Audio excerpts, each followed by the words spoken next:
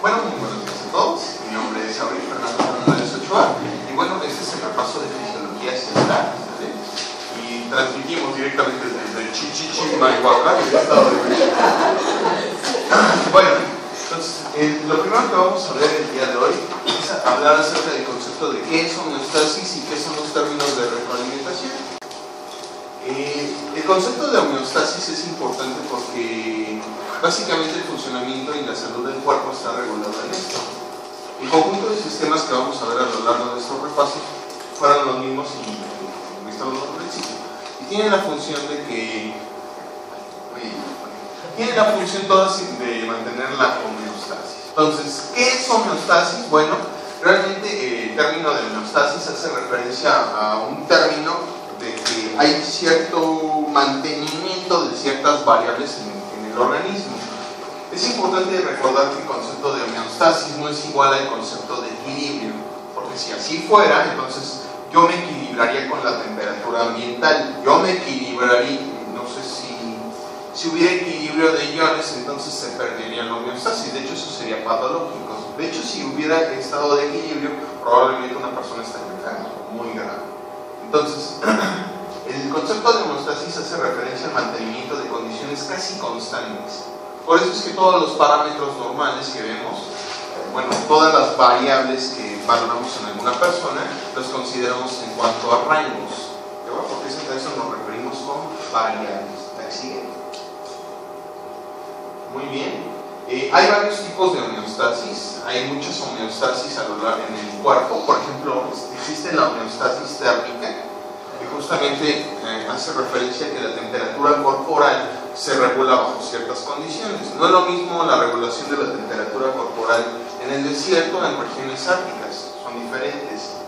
Entonces es importante considerar que el funcionamiento del cuerpo va a ser distinto. Sin embargo, va a intentar en ambas regiones de mantener más o menos las mismas constantes. Eso hace referencia al término de homeostasis. Por ejemplo, en la parte de endocrino, vamos a ver que justamente la homeostasis de la glucosa es muy estricta. Hay muchas hormonas que intervienen en esto para que una persona tenga ciertos rangos de glucosa, aunque esté en ayuno y aunque haya comido mucho. Entonces, la homeostasis es un término bastante complejo que requiere del funcionamiento integral de varios de los sistemas. ¿Sí? Ahora, ¿a qué hacemos referencia con el medio interno? El medio interno hace referencia al líquido extracelular. ¿Por qué razón? Porque el medio interno es una referencia que tiene el organismo de lo que era antiguamente el mar primitivo. Como antes mencionaba el libro de Oparin y Haldane, de que mencionaron de que justamente nosotros derivamos del mar y de una mezcla fundamental. Básicamente todas las células, para poder ser organismos terrestres, evolucionaron y trajeron consigo una parte, un porcentaje de ese mar. Porque de hecho vamos a ver que los iones extracelulares más abundantes son exactamente iguales que los del mar, o sea, sodio y cloruro, ¿no? Entonces el mar es agua salada.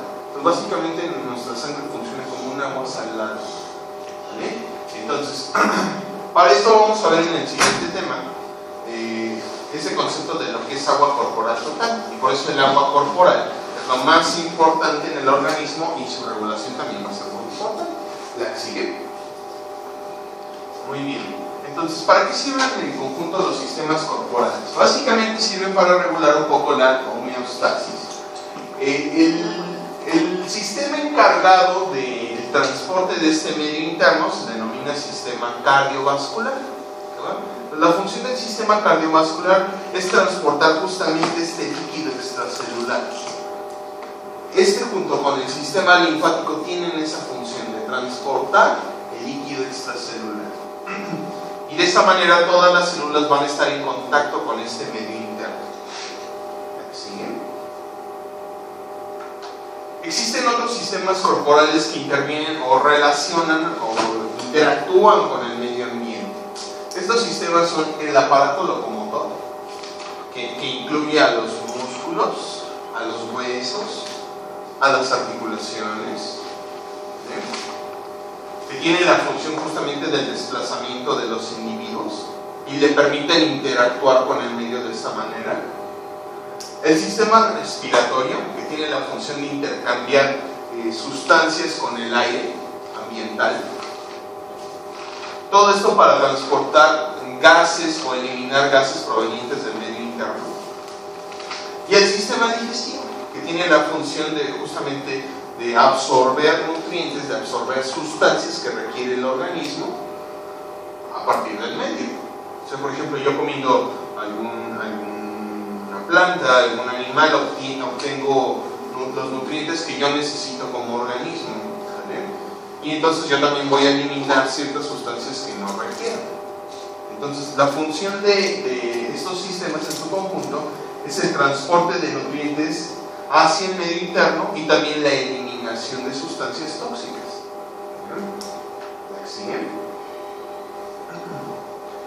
Y los sistemas encargados de justamente eliminar estas sustancias son el sistema urinario, que es el principal sistema encargado de la eliminación de sustancias tóxicas, cuyo producto final de secreción es la orina.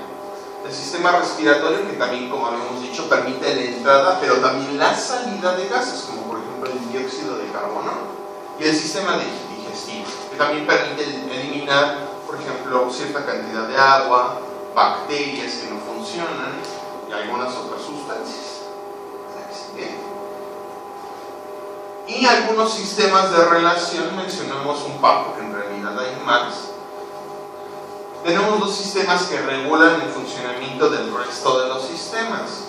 Uno de ellos es un sistema de adaptación rápido y a corto plazo, que se denomina sistema nervioso. Por ejemplo, yo requiero huir, entonces requiero aumentar todas las funciones corporales, pero de manera rápida. ¿Vale? Entonces, esa función la lleva a cabo el sistema nervioso.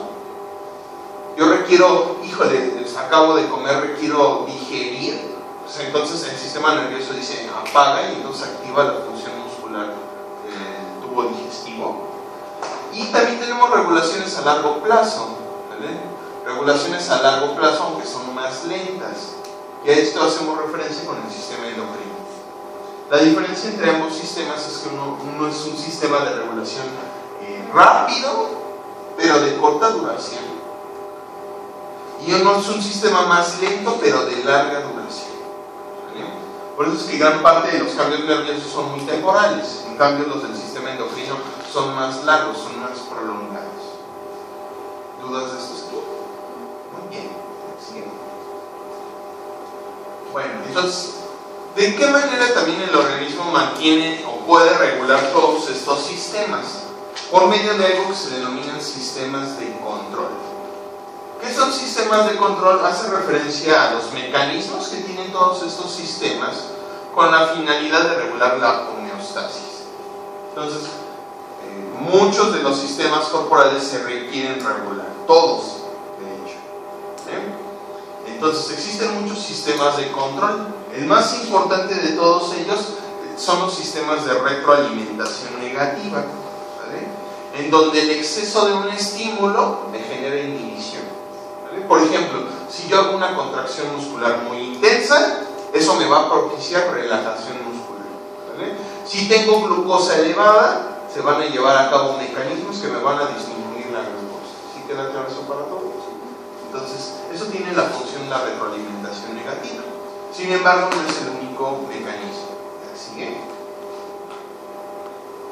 Entonces, básicamente, un sistema de retroalimentación negativa está formado por un sensor, alguna estructura que sensa alguna sustancia, puede ser glucosa, calcio, oxígeno, lo que quieras, ¿verdad?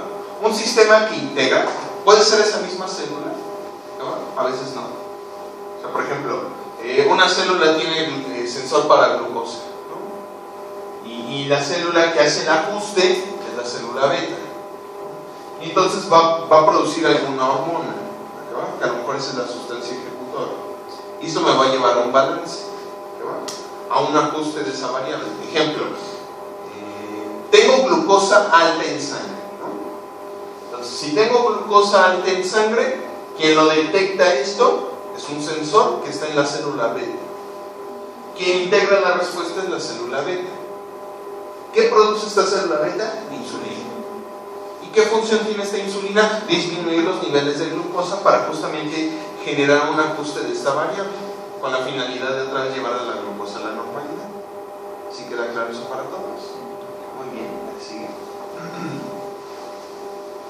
Ahora, se puede valorar la eficiencia de un sistema de retroalimentación negativa por medio de un concepto que se denomina ganancia. No existe un sistema de retroalimentación perfecto, todos tienen un límite. Entonces, para valorar más o menos esta eficacia o esta eficiencia de este sistema de retroalimentación negativa, existe el concepto de ganancia. ¿Vale? La ganancia considera dos cosas. Uno, algo que se llama corrección. ¿Vale? O sea, la máxima capacidad que tiene un sistema de retroalimentación negativa de corregir esa variable. Por ejemplo, el ejemplo de la glucosa. Yo acabo de comer 500 gramos de glucosa, que es muchísimo. ¿Vale? Y entonces mi sistema de retroalimentación me genera una corrección de eso. A lo mejor mi rango normal de glucosa es de 60 a 100 miligramos de cilitro. Y a lo mejor si comí 500 gramos y de manera inicial tenía 300 miligramos de glucosa, el sistema me lo corrigió a 150. ¿Me llevó a la normalidad completamente? No, pero sin embargo sí me generó un gran ajuste. ¿Sí te das cuenta de eso? A eso se le llama corrección. ¿Vale? Sin embargo, hay justamente, podemos notar que existe un error. ¿Verdad? O sea, que este sistema de retroalimentación no es perfecto. ¿Verdad? En este caso el error sería de 50, porque me quedó 50 miligramos más alto de lo que yo esperaría como máximo normal. ¿No? Entonces todo sistema de retroalimentación negativa puede hacer una gran corrección, pero tiene todos error. ¿No? Entonces, claro, si los exponemos a condiciones muy grandes, ¿no? O sea, por ejemplo, si yo comiera 10 gramos de glucosa, pues no requiero tanta corrección, no voy a tener tanto error. ¿Me explico? ¿Sí queda claro ese concepto de ganancia entonces? Muy bien, sigue. Entonces, por ejemplo, aquí vemos un sistema de retroalimentación negativa. Los más clásicos de ellos son los eje hipotálamo hipófisis gónada, donde, por ejemplo, el hipotálamo siempre produce hormonas que estimulan a la hipófisis. Estas a su vez producen hormonas que estimulan a un órgano blanco. Por ejemplo, puede ser tiroides, glándula suprarrenal, ¿no? Gónadas. Pero si existiera un exceso de concentración de la sustancia que produce este órgano blanco, entonces se genera una inhibición de estos dos órganos de manera inicial. Por ejemplo, el hipotálamo produce hormona liberadora de tiroides. Hace que se libere hormona estimulante de tiroides. Y eso me lleva a la liberación de hormonas tiroideas. Pero si hay un exceso de hormonas tiroideas, entonces se inhibe la liberación del hipotálamo y de la hipófisis. ¿Sí queda claro eso para todos? Muy bien. ¿Dudas de eso? Existen más sistemas de retroalimentación, por ejemplo el sistema carotídeo. Hay mucha presión arterial, entonces el cuerpo carotídeo tiene la función de disminuir esto. Entonces existen muchos sistemas de retroalimentación negativa. Sin embargo, en algunas condiciones sí se requiere de sistemas de retroalimentación positiva. ¿La sigue? La retroalimentación positiva consiste en este esquema sencillo. Un estímulo A me lleva a un aumento del estímulo B. Y a su vez ese estímulo B me lleva a un aumento inicial del estímulo A. Esto es importante para ciertos fenómenos. Sin embargo, si este sistema de retroalimentación positiva se perpetuara, al final me llevaría a la muerte. ¿Vale? Por ejemplo, uno de los sistemas de retroalimentación positiva más usados son los sistemas de coagulación. ¿No? Entonces, al principio llega una plaqueta, hace que se adhieren más plaquetas, que a su vez, pues como tengo más plaquetas, se adhieren más y más y más y más y más. Eso fue retroalimentación positiva. ¿Sí queda claro? Pero, ¿qué pasaría si en todo el organismo se pegara plaqueta? Pues podría tapar a todos los vasos, ¿no? Y entonces eso me llevaría a la muerte, ¿no? Entonces, todo sistema de retroalimentación positiva tiene una función, pero al final se tiene que inhibir, porque si no generaría una muerte. ¿Sí queda claro? ¿Sí? ¿Dudas de ello para todos? Ok, la siguiente. El ejemplo clásico también de retroalimentación positiva es el de la liberación de oxitocina. ¿Bien? ¿Por qué? Porque la distensión uterina genera liberación de oxitocina. ¿Qué va? Y entonces la oxitocina tiene la función de contraer el útero. Pero cuando se contrae el útero, se genera más distensión. Entonces, ¿qué pasa? Se libera más oxitocina. Y después más contracción. Y se libera más oxitocina. Y luego más contracción y más distensión. ¿Queda claro? Pero al final, cuando se termina el estímulo, se tiene que inhibir. Se tiene que terminar. ¿Sí queda claro eso para todos? ¿Por qué? Porque si no, entonces podría matar a la mamá. ¿Me explico?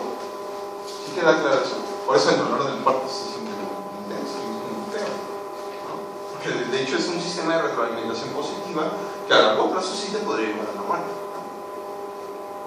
¿no? Y como les decía, el ejemplo de la cascada de coagulación es otro ejemplo de retroalimentación positiva.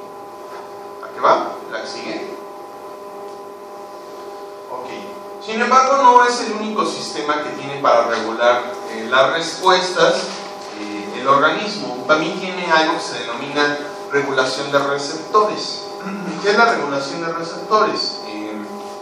Que una célula blanco, dependiendo de las concentraciones de una sustancia, puede hacer el ajuste de sus receptores. O sea, por ejemplo, si este punto amarillo representa una sustancia X, entonces, aquí podemos ver que hay poca cantidad de esta sustancia, ¿cierto o no? Entonces, ¿qué es lo que haría ¿qué es lo que haría la célula para intentar aprovechar esta sustancia al máximo? Pues aumenta el número de receptores. Entonces, vean cómo a lo largo del tiempo el número de receptores para esta sustancia van aumentando. De manera que, aunque tenga poquita sustancia, puedo mantener el efecto.